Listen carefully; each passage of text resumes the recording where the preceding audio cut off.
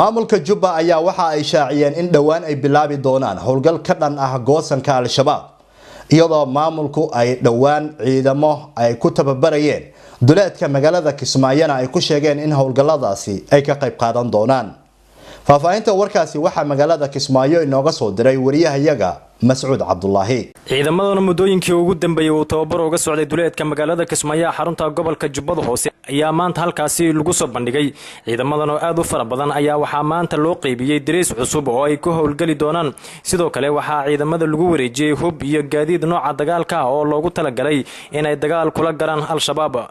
madaxweynaha maamulka Jubbaland Axmed Maxamed Islaan Axmed Madoobe oo ku labisan dariiska ciidamada ayaa la hadlay ciidamada wuxuuna Axmed Madoobe uu sheegay in ciidanka iyo gaadiidkan dagaalka ee cusub loo diyaariyay howlgalka ka dhanka al-shabaab. ugu dambeyntii taliyaha ciidamada daraawiishta ee Jubbaland Cornel Aadan Goojaar ayaa madaxweynaha ku soo dhaweeyay ciidanka iyadoo kadibna uu madaxweynuhu hadallo dardaaran iyo dhiirigelin u jeediyay ciidamada maamulka Jubbaland ee tababarka uu soo dhamaaday.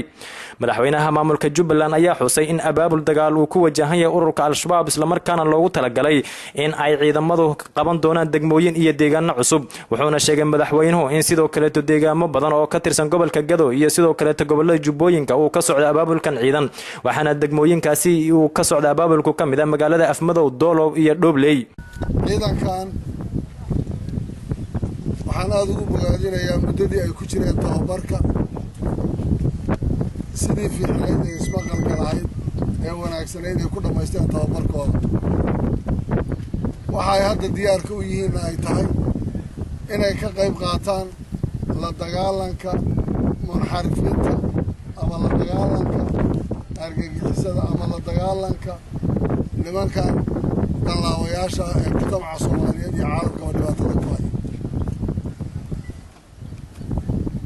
raggan oo ah raggii markii hore ka soo bilaabay xuduudka Kenya soona socday ilaa Kismaayo iyagoo gacanta ku qabtay laakiin hadda uu tababarkoodu ah cusboonaysiin iyo dib u wacyigelin iyo dib u dhisid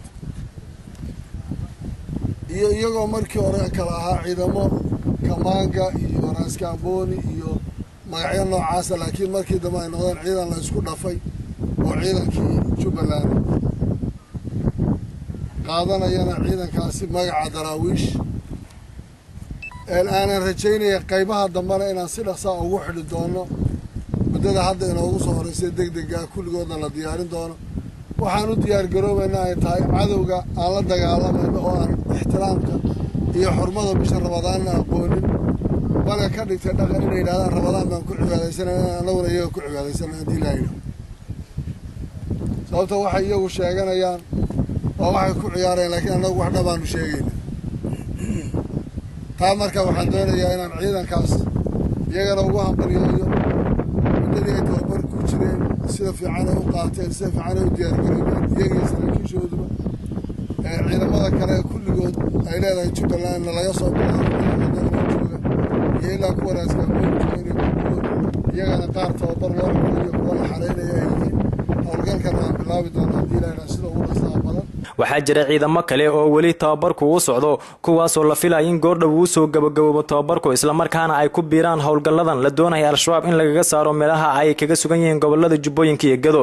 intaasi kadib ciidamada ayaa dhoolatus ku soo sameeyay wadada dheer ee magaalada Kismaayo xarunta gobolka Jubbada Hoose ayagoo ka soo baxay jaamacadda magaalada Kismaayo xarunta gobolka Jubbada Hoose oo tababar halkaasi uga socday ayaa waxay soo mareen magaalada Kismaayo xarunta gobolka Jubbada Hoose ayagoo gaaray garoonka diyaaradaha ee magaalada Kismaayo xarunta gobolka Jubbada Hoose. warar hoose ayaa waxay sidoo kale ay sheegayaan in ciidanka maamulka Jubbaland ay dagaalka bilaabi doonaan isbuuciyan soo socda. Mas'uud Cabdullaahi Aadan, Somali Channel, magaalada Kismaayo.